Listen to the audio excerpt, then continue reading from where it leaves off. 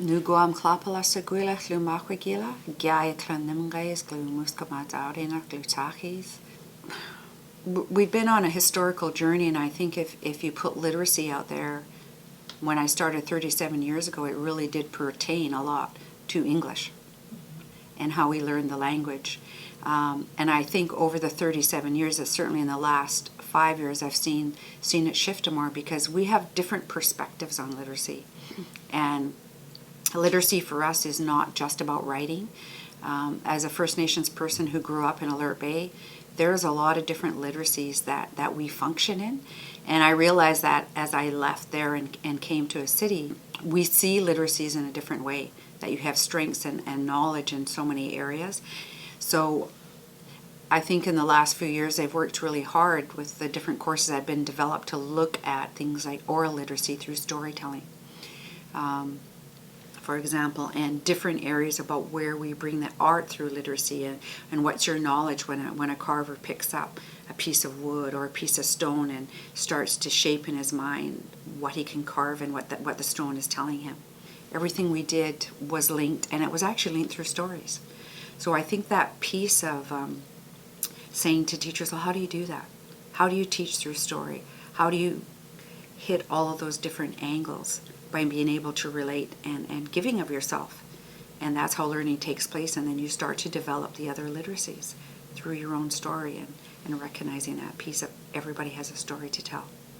The land has a story and the earth has a story.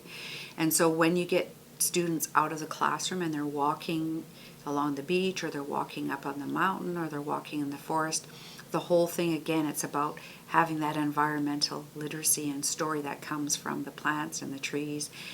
And that's again another form of literacy, and everything we do has to start from self. So I think there's a piece for teachers where they have to go within themselves. And I know Robert Considine did a lot of work with the Maori in Australia and did some work around the inside circle and the outside circle, but it's always about know thyself.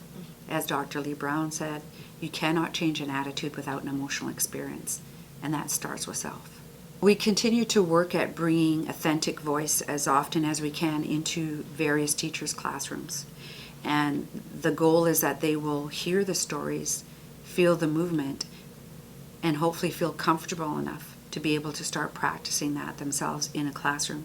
Because creating those opportunities, whether it's through the Aboriginal Learning Series we have in our district, or bringing them out on the land, or having people come into the classroom, starts to work with them around their personal experience. And to take a risk to teach the content, because it can be nerve-wracking, but if we can offer opportunities for the teachers to become the teachers. The resources are amazing. What we have out there now is, and with all the digital materials we have and the internet, we can still get authentic voice through those means as well. We purchase a number of books, and then what we do is we do hot picks and we send them out to schools, and then we have people purchasing them through the library. Like, for example, the new one on residential school, Larry Loy made. I see the shift where we're looking at how do we do that in a context of public education.